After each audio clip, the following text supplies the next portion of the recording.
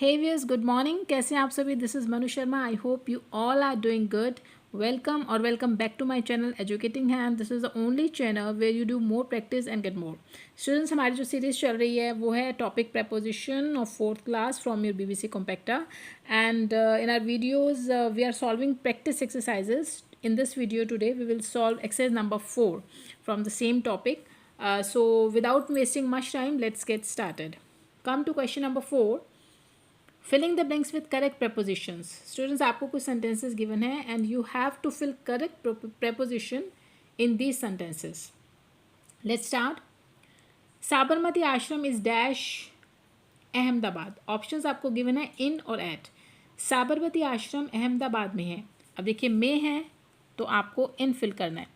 और आप एक चीज़ ध्यान रखेंगे, जो आपको बड़ी सिटीज़ गिवन है स्टूडेंट्स, जो बड़े टाउन्स हैं, सिटीज़ हैं बड़े, वहाँ पर आप इन यूज़ करेंगे. और जो आपको छोटे विलेजेस हैं, छोटी जगह हैं जहाँ पर, वहाँ पर आप एट प्रपोजिशन को यूज़ करेंगे. यही बस दोनों में डिफरेंस है.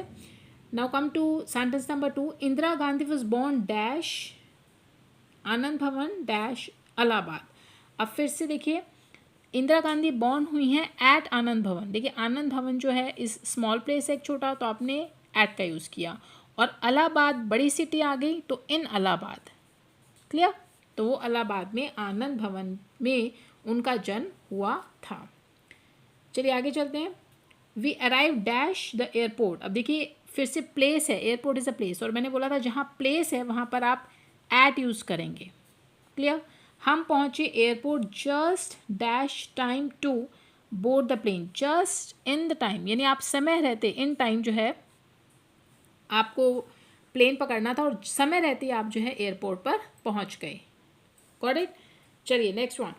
दे लिव डैश इन और on a village dash the bottom of the हिल.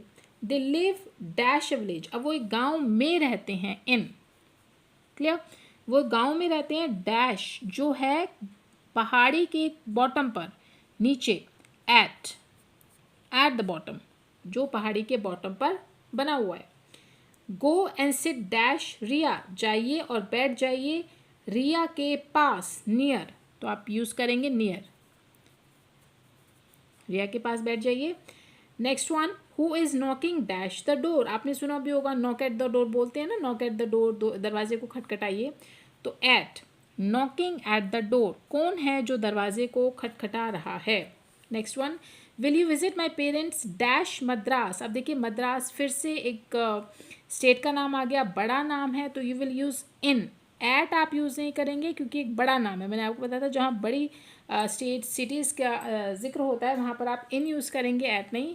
क्या आप मेरे पेरेंट्स को विज़िट करेंगे मद्रास में. Next one.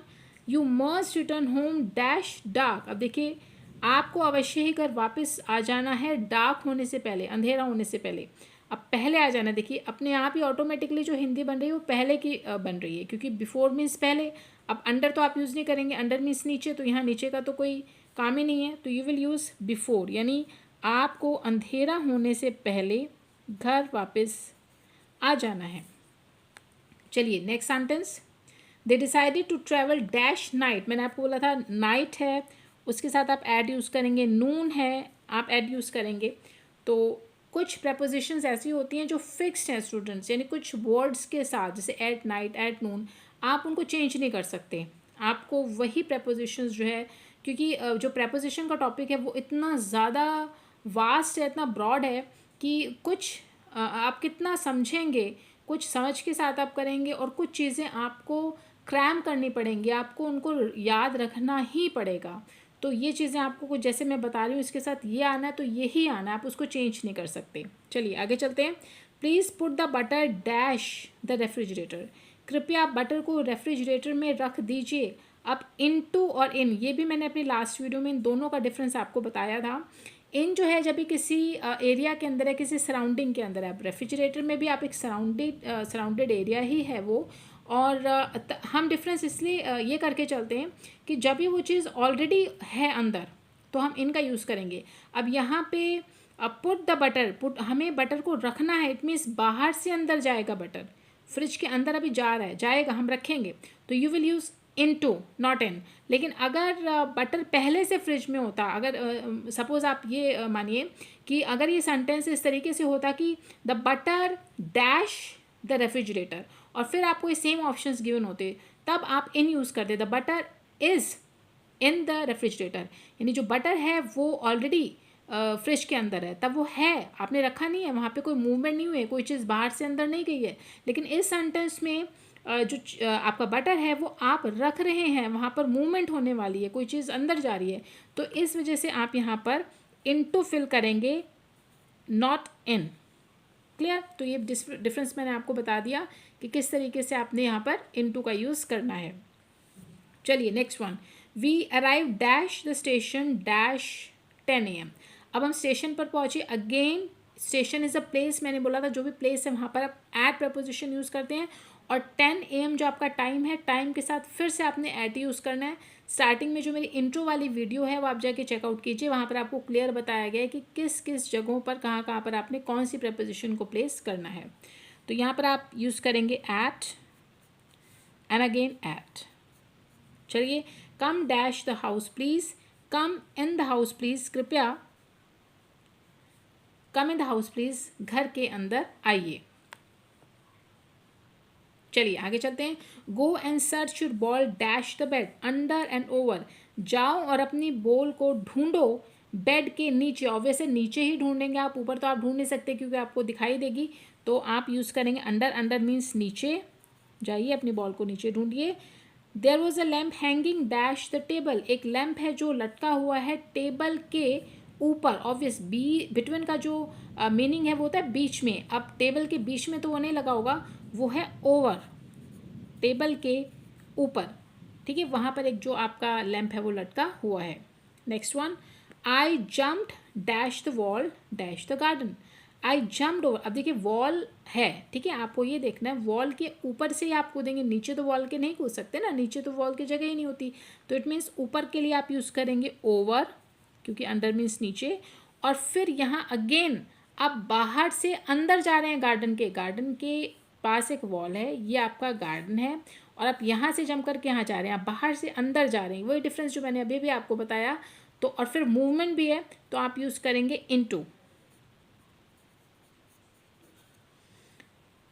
मैं दीवार से कूदा और कूद कर मैं गार्डन के अंदर चला गया। चलिए last one, the butterfly flu dash the room. Again फिर से आपको इन और इनटू है। यहाँ पर हम बटरफ्लाई